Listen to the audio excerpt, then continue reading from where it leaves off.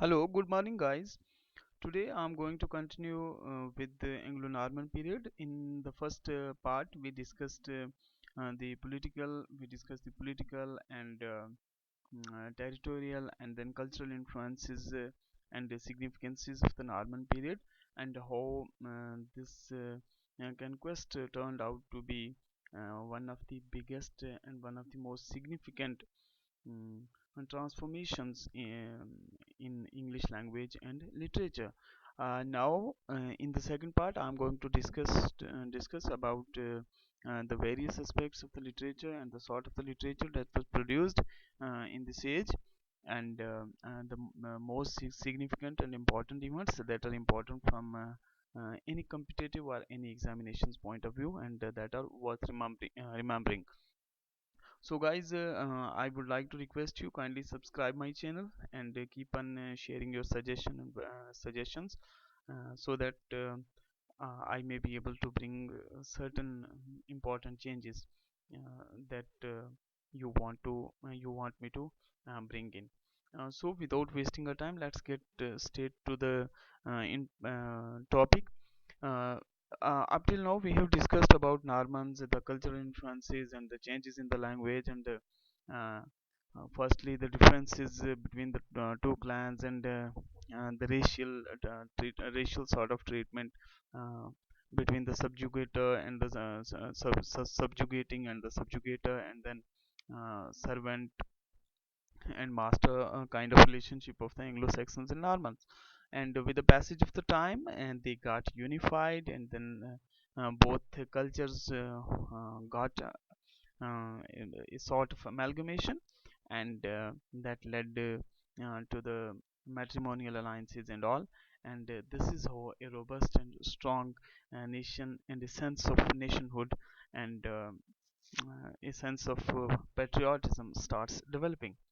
So milestone achievements were, we have discussed that 1086 is the time, 1066 is the time when Norman conquest happened, and 1215 is the time when Magna Carta was signed.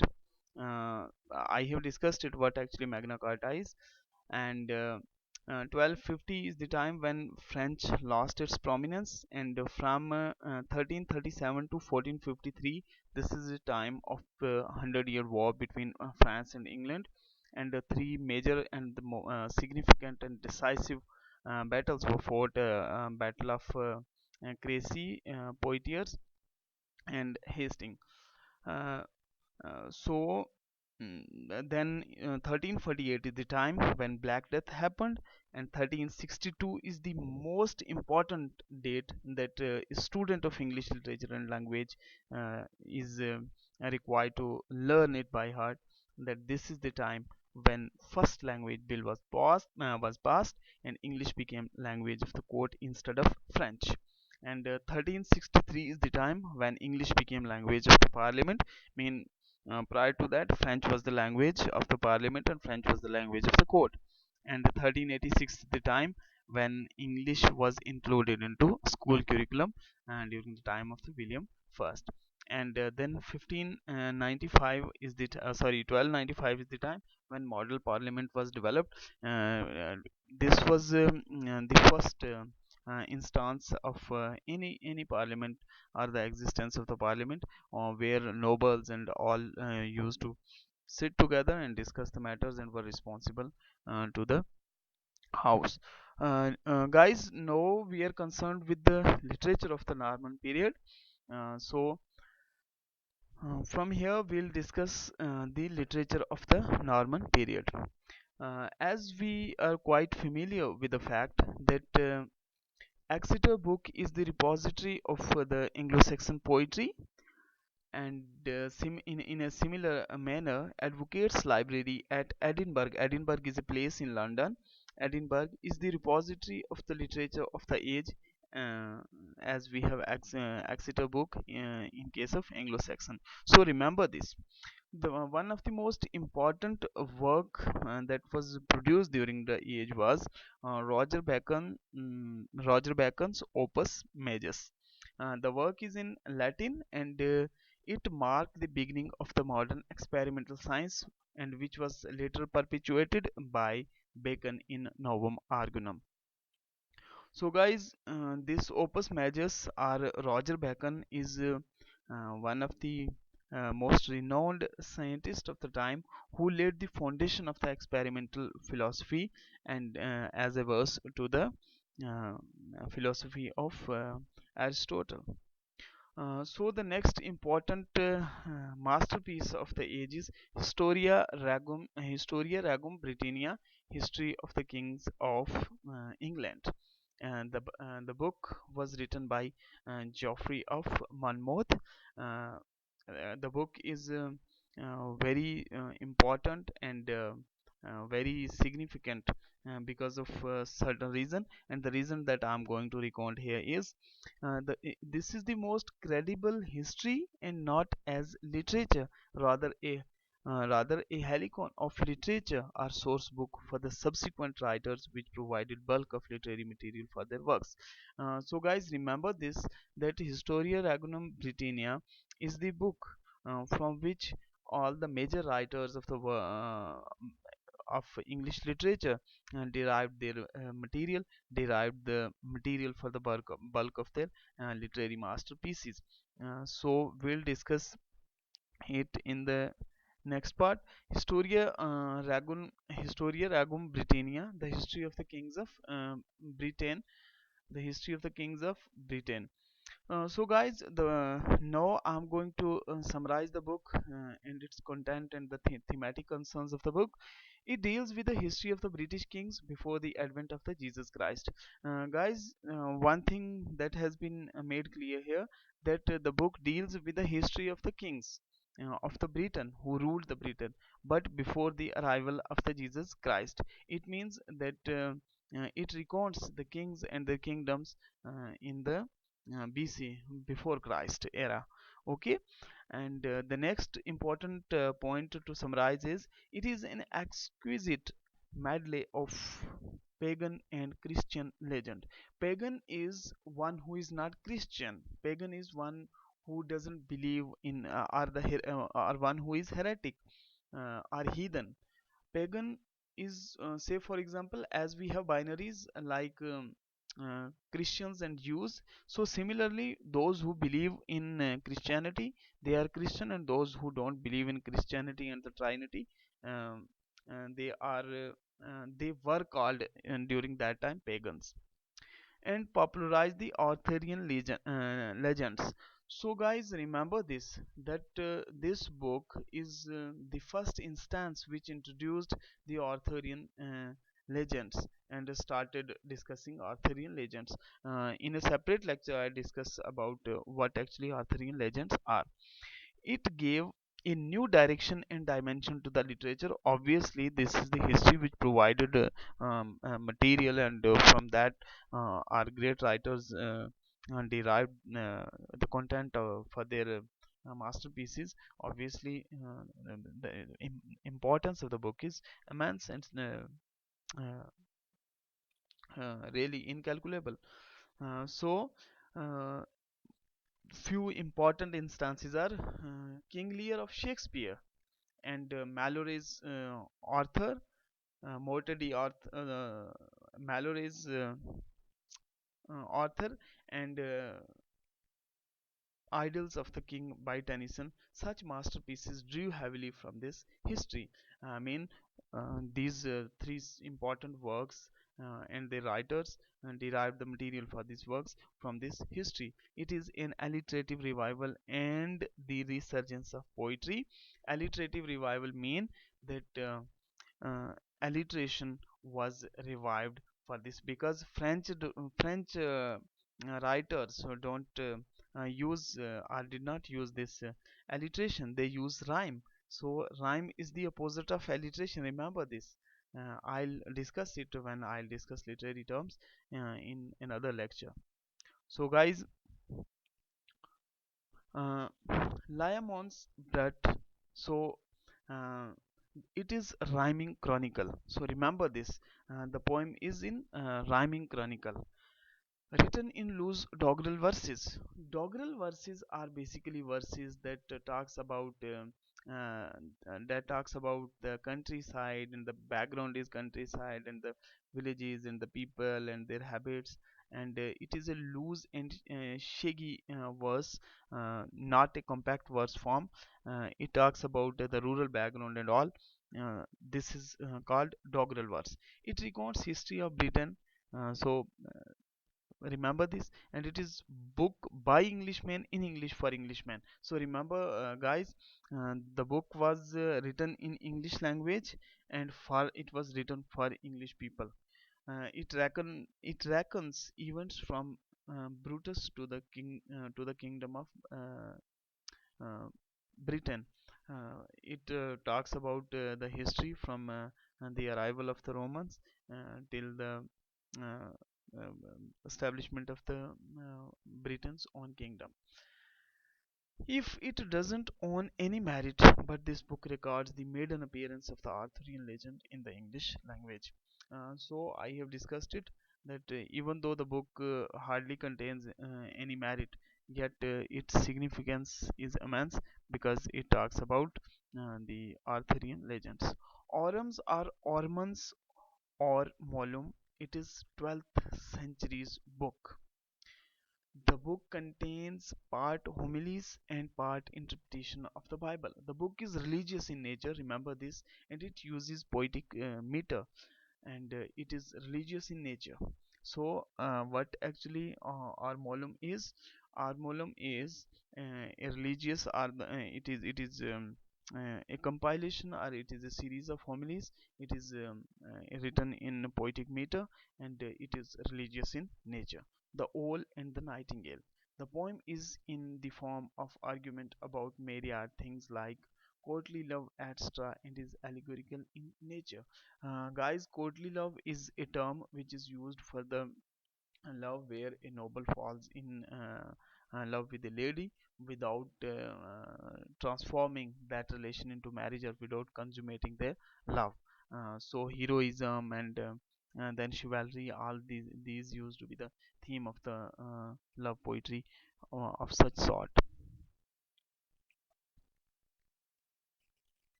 So guys, another important work is Cursor Mandi, that was written around 1320. Uh, 1320 basically is not the exact date of the composition of this poem. However, it is commonly conjectured and unanimously decided that 1320 is the date when this book might have been published. It has been created romance out of the Bible. See, the book is written in the form of romance, but it is religious in nature because it derived its material from the Bible. It projects the thorough dealing of the man and God from creation to the doomsday. It parallels the cycle of miracle plays that we'll discuss in the when we'll discuss the drama. So it projects the thorough dealing of man and God from creation to doomsday. So guys, it has been clearly written in this slide that the book deals right from the creation till the doomsday. Pearl poet or Gawain poet. He is the recounter of the best Arthurian legends. He is best English. It is best English romance. It is an interesting blend of French and Saxon element, and there is a refrain, rhyme, or rhyme. See guys, what is refrain? Basically, refrain is repetition of a line in a ballad or in any poem. But mostly this is the hard and fast rule in a ballad where we use a refrain. Say for example, in a poem, uh, don't go gentle into that good night. Uh, there is a poem by this. Sorry, I'm unable to remember the name. Uh, don't go gentle into that good night. And so there is a line which he uses refrain. Repetition of a line after two or three lines is called refrain. Now guys, let us discuss the features of the literature of the Norman age. Introduction of the rhyme instead of the end rhyme, or instead of the alliterative verse. See guys, as I mentioned earlier, that during this period of conquest or Anglo-Saxon period, rhyme was introduced because French poetry was much refined, and it was written in rhyme, and English poetry was not refined, and English was still in its novice stage. So it was in emerging stage and transitional. It was passing through the transitional phases. So it was using alliterative verse. Anglo-Saxon poetry was mostly in alliterative verse. Alliteration is repetition of consonant sounds at the beginning. Uh, but rhyme is the opposite of the alliteration. Rhyme is the recurring sound pattern at the end of the sentence. Say, for example, twinkle, twinkle, little star, and there is star at the end. How I wonder what you are. Are and star are the rhyming words. So this is the rhyme. Okay, guys. So the tradition of song and ballads not only continued but also extended. Tradition of songs and ballads. It was not only continued, rather extended. So the early form of the literature, we are quite familiar that it was oral and then ballad, and then it was the tradition was continued, and it was rather extended. Literature of religious literature was religious in nature. Sorry, there is a typing error. Literature was religious in nature. So most of the literature drew its material or visited the pages of the Bible. The scripture is obviously the sacred book of the religion. So when they derived their material from the scripture, automatically the work is supposed to be religious in nature and didactic in nature. A large body of metrical romances was produced. So the metrical romances were produced during the age. You may be asked a question or in an interview or in a viva, that what is the prevalent, or which is the prevalent which is the prevalent genre of the age. Most of the people pronounce it genre or genre. Basically it is genre. Okay guys. Metrical romances was the common genre of the time. Anonymous nature of the work remained continued. Anonymous is the a term which is used for a work whose authorship is unknown, or a work whose author is unknown. So the tradition of a work without the author remained continued even during the time. Though what was produced was of less significance, but was enough to pave way for the successor to produce brilliant literature. So even though the age did not produce masterpieces, because it was heavily influenced by the French language and the French tradition of the literature, but it paved the way for the coming generation and for the coming writers to produce the literature of excellence and sublime nature. Contribution towards the establishment of the language. So guys, remember, this is the most important this is the most important part of the lecture. Please, for God's sake, remember this, because nobody is going to teach you all this. I'm not here to brand and advertise my channel and all. Guys, you can compare, just listen this lecture and go for the other lectures, and then you will feel the difference. What is the contribution of the Norman conquest, and how the Norman conquest influenced the transformation of the language? Let us discuss it. 1362 is the time when language bill was passed, which abolished French from the courts. So guys, this is the time.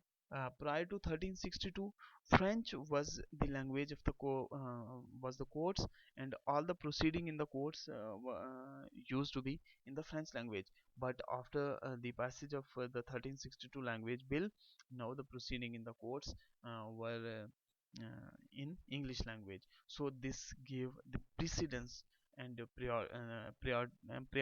priority to the English language, and it strengthened English language to establish itself a refined and pure language.